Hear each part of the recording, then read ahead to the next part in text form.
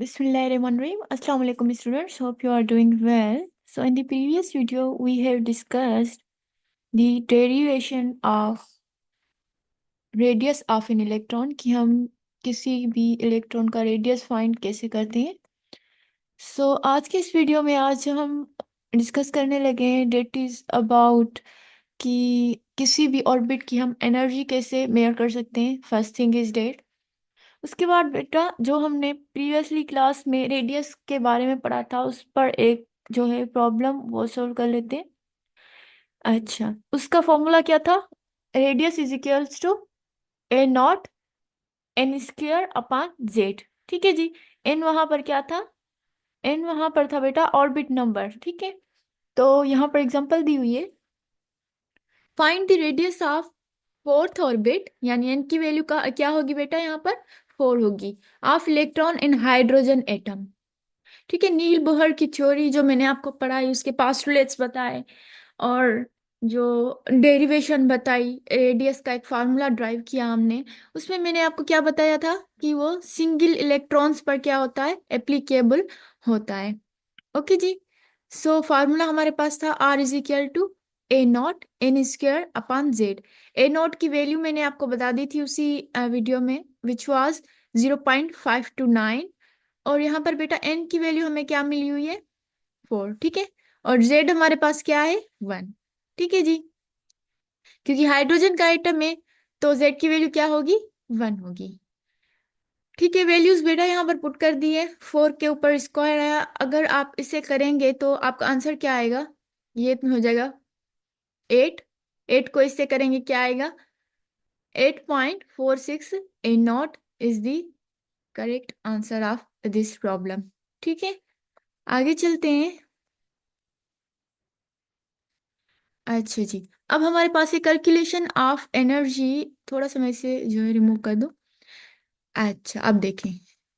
अब क्या करनी है? एनर्जी जो है वो किसी इलेक्ट्रॉन की कितनी है किसी ऑर्बिट में, वो फाइंड करनी है. पहले क्या फाइंड किया बेटा? रेडियस. अब क्या? एनर्जी. अब किसी भी ऑर्बिट में कोई भी इलेक्ट्रॉन है उसकी टोटल एनर्जी हमारे पास क्या होती है?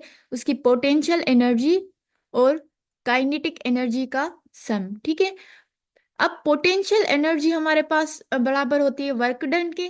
ठीक है, जितना वर्क हुआ है. और वर्क डन का फार्मूला हमने पढ़ा हुआ है फिजिक्स में, which is equals to force upon displacement. अच्छा, ये माइनस साइन इसलिए ला रहे हैं बेटा क्योंकि हम क्या करते हैं पोटेंशियल एनर्जी में किसी इलेक्ट्रॉन को, ठीक है, हम डिस्टेंस या उसका रेडियस मालूम करते हैं ना, तो वो क्या होता है? उसकी पोटेंशियल एनर्जी डिक्रीज होती है, इसीलिए यहाँ पर हम क्या माइनस साइन देते हैं. ठीक है, पिछली लेक्चर में हमने पढ़ा था रेडियस का फार्मूला ड्राइव किया था. ठीक है, उसमें हमने फोर्स, इलेक्ट्रोस्टैटिक फोर्स वाला जो फार्मूला लिया था. ठीक है, अगर हम इस फोर्स की जगह, इस एफ की जगह हम वो फार्मूला पुट कर दें, सो क्या होगा? वो भी ठीक हो जाएगा. यानी पोटेंशियल एनर्जी इज इक्वल होगा यहाँ पर माइनस फोर्स इंटू डिस्प्लेसमेंट. अगर ये फोर्स हटाकर हम क्या कर दें, इसकी जगह उसका वो इलेक्ट्रोस्टैटिक फोर्स ऑफ अट्रैक्शन जो हमने फॉर्मूला पढ़ा था वो पुट कर दे, वो भी ठीक हो जाएगा. और डिस्प्लेसमेंट बेटा यहाँ पर क्या है हमारे पास? रेडियस. ठीक है, क्योंकि इलेक्ट्रॉन है ना, ये न्यूक्लियस है. ठीक है जी, यहाँ पर हमारे पास फॉर एग्जांपल इलेक्ट्रॉन है, तो ये डिस्प्लेसमेंट हम बोल दें, या हम बोल दें कि ये न्यूक्लियस से लेकर इस इलेक्ट्रॉन के बीच में रेडियस कितना है. यानी डिस्प्लेसमेंट की जगह हम क्या रख दें? आर रख दें, तो भी बात क्या होगी? सेम होगी. तो ये पोटेंशियल एनर्जी इक्वल कर दिया हमने किसके? इस फोर्स के फार्मूले के, minus J D square upon 4 pi epsilon naught R square into R. Into R बेटा किस चीज को रिप्रेजेंट कर रहा है? डिस्प्लेसमेंट को. अच्छा जी, अब ये एक आर, इसे सिंप्लीफाई कर देते हैं. यहाँ पर रेडियस स्क्वेयर है और यहाँ पर एक है, तो इसे कट कर दे तो यहाँ पर क्या बच जाएगा? आर. ठीक है जी, ये चला जाएगा तो हमारे पास क्या बन गया? Minus J D square upon 4 pi epsilon naught R. That is also correct. ठीक है जी, आगे चलते हैं. अब यहाँ पर लिखा हुआ है कि हम नेगेटिव साइन क्यों दे रहे हैं? क्योंकि पोटेंशियल एनर्जी डिक्रीज होती है जब हम इनफिनाइट पॉइंट से जो है वो क्या करते हैं, इसका डिस्टेंस ब्रॉड करते हैं. ठीक है जी, अब हमने क्या पढ़ा था, टोटल एनर्जी किस चीज के बराबर होती है, kinetic energy plus potential energy. अब पोटेंशियल एनर्जी जो है वो किसके बराबर हो गई, -JD² / 4πε0r। काइनेटिक एनर्जी हमें पता है 1/2mv² के बराबर होती है। अगर हम काइनेटिक एनर्जी और पोटेंशियल एनर्जी की जगह इनकी ये वैल्यूज लिख दें, ये फार्मूलाज लिख दें, तो अभी क्या हो जाएगा, ठीक हो जाएगा। ठीक है, इसे थोड़ा सा रिसब्स्टिट्यूट कर दिया है। फिर क्या है, the values of mv² is taken from equation 1 and insert in equation 5। अब बेटा क्या करना है, इक्वेशन 1 से हमने क्या कर दिया, mv² की वैल्यू जो है वो ले ली। ठीक है, 1/2 mv², जो हमने पिछली रेडियस वाले फार्मूले, बेटा ये डेरिवेशन है। ठीक है, एंट्री वाले बच्चे इस चीज को थोड़ा सा देख लें, क्या होगा उनका कॉन्सेप्ट क्लियर हो जाएगा, लेकिन वो फोकस करेंगे फार्मूला पर। ठीक है, क्योंकि आएंगे तो प्रॉब्लम्स आएंगे। ये सारी चीजें आपको मैं कह सकती हूँ, फार्मूला कैसे ड्राइव हुआ, कैसे बनता है, जस्ट फॉर डेट पॉइंट की क्या होता है, इंपॉर्टेंट होता है। mv² हमने पढ़ा था, वहां पर किस चीज के बराबर था, JD² / 4πε0r के। ठीक है, mv² की जगह अगर हम ये लिख दें तो भी ठीक हो जाएगा। ठीक है, क्योंकि काइनेटिक एनर्जी किसके बराबर है, 1/2 mv², और 1/2 हमने वहीं ले रख दिया mv² जो हमने पिछले फार्मूला में ड्राइव कर रहे थे, उसमें से इसकी ये वैल्यू ले ली, -JD² / 4πε0r। ये भी क्या हो गया, हमारे पास पोटेंशियल एनर्जी। अब हम क्या करते हैं, इन्हें क्या करेंगे, माइनस करेंगे, तो हमारे पास क्या आ जाएगा, JD²। ठीक है, टोटल एनर्जी का फार्मूला है, 4 और 4 8 हो जाएंगे, पाई पाई कॉमन ले लिया, ε0r। ठीक है, ये कॉमन ले लिया हमने। Taking the value of r from equation 3। अब इक्वेशन 3 से किसकी हम वैल्यू ले रहे हैं, रेडियस की, and put it into equation 4, यानी इसमें जो है वो हम डाल दें। अच्छा, मैं थोड़ा सा इक्वेशन आपको दिखा दूं कि 3 कौन सी थी। ठीक है,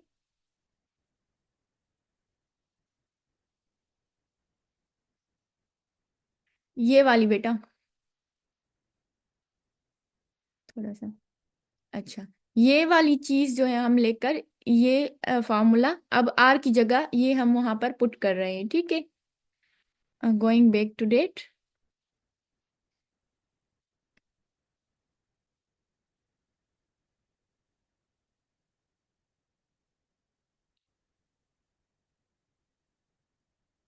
ठीक है, ये आर वाला फार्मूला है ना, रेडियस, इसकी जगह हम वो जो वैल्यू हमने देखी वो पुट करेंगे अब। ठीक है, इक्वेशन 3 में जो था, तो क्या बन जाएगा हमारे पास, ये क्या है, टोटल एनर्जी का था, और रेडियस की जगह हमने उसका फार्मूला जो है वो पुट कर दिया है। ठीक है, तो अब हमारे पास क्या बन गया, इन दोनों को जब हम मल्टीप्लाई करेंगे तो एनर्जी या टोटल एनर्जी हम बोल सकते हैं इज इक्वल्स टू -mZe²।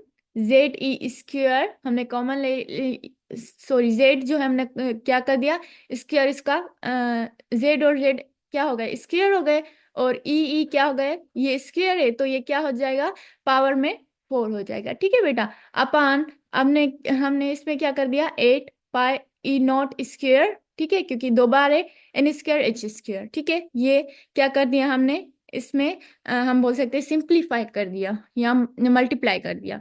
अब क्या है बेटा, but for hydrogen atom Z = 1, Z हमारे पास क्या होता है, 1 होता है, तो हम इसकी वैल्यू क्या कर देंगे, 1/n²। ओके, सो बेटा फाइनली हमारे पास क्या आ जाएगा, E × अब ये किस चीज की वैल्यू है, के की। ठीक है, माइनस के अपन 1n²। ये हमारे पास फाइनल फार्मूला किस चीज का बन गया, टू फाइंड, अच्छा, ये हमारे पास ये वाला देख लें। ठीक है, के की वैल्यू हम लिखें -me, उसका पावर क्या होगा बेटा, 4। ठीक है, अपान 4ε0² h²1/n²। अब यहाँ पर 1 हम क्यों दे रहे हैं, जेड क्यों नहीं दे रहे, क्योंकि क्या होता है कि हाइड्रोजन एटम के लिए ले रहे हैं, तो उसका नंबर क्या होता है, एटॉमिक नंबर क्या होता है, 1 होता है। ठीक है, एटॉमिक मेस भी उसका, प्रोटियम का देखें तो यही होता है। विच मीन्स कि अगर हमें एनर्जी फाइंड करनी है, किसकी, किसी भी, हम बोल सकते हैं हाइड्रोजन एटम की, तो फार्मूला क्या यूज होगा, E = -me²/4πε0² h²1/2। ठीक है, इस पर एक, अच्छा, यहाँ पर के जो है वो कांस्टेंट है, जिसकी वैल्यू क्या होती है हमारे पास, इसकी वैल्यू है 2.18। अगर हम जॉल पर एटम में लें और किलो जॉल पर मोल में इसकी वैल्यू उस यूनिट में लें तो 1312 होती है इसकी वैल्यू। ठीक है बेटा, ये लिख दें या ये लिख दें, बात क्या होगी, हो जाएगी, सेम हो जाएगी। ठीक है, तो हमने इससे जो है इस सारे को एक कांस्टेंट में ले लिया, क्योंकि यहाँ पर अगेन जो है बहुत सारे कांस्टेंट आ रहे हैं, तो हम एक कांस्टेंट ले रहे हैं जिसे हम क्या बोल रहे हैं कि हमारे पास फैक्टर असेंबल्ड कांस्टेंट है, जिसे हम के यहाँ पर बोल रहे हैं -k 1/n²। ठीक है जी, जिसकी के की वैल्यू क्या बता दी मैंने आपको, 2.18। यानी किसी भी किसकी इलेक्ट्रॉन की अगर हमें एनर्जी फाइंड करनी हो तो हम फार्मूला क्या यूज करेंगे, E = -k 1/n²। ठीक है, इस पर एक एग्जांपल कर लेते हैं। अच्छा, यहाँ पर मिली हुई, calculate the energy of an electron in L shell of hydrogen atom. The value of K is, यहाँ पर वैल्यू दी हुई है, आपने याद भी रख लेनी है।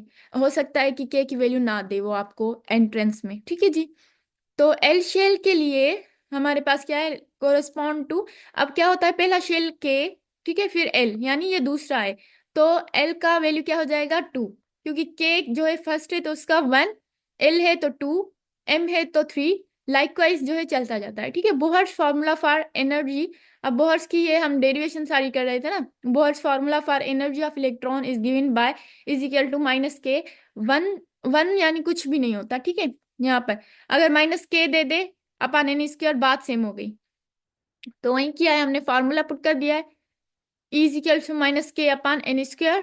ठीक है जी, इसका वैल्यू हमें पता है क्या है, -2.8 × 10⁻18 जूल पर एटम, और n² करना है, और हमें कौन सा मिला हुआ है, L, तो यानी L की वैल्यू क्या होती है, 2, 2 का स्क्वायर कर देंगे, ये हो जाएगा 4, और इससे जब हम सिंप्लीफाई करेंगे सारे को, तो हमारे पास आंसर क्या आ जाएगा, -5.43 × 10⁻19 जूल। ठीक है जी, so this is all about how to calculate the energy of an electron. अगर वीडियो अच्छा लगा हो तो प्लीज़ प्लीज़ प्लीज़ जो है इस वीडियो को ज़्यादा से ज़्यादा शेयर करें।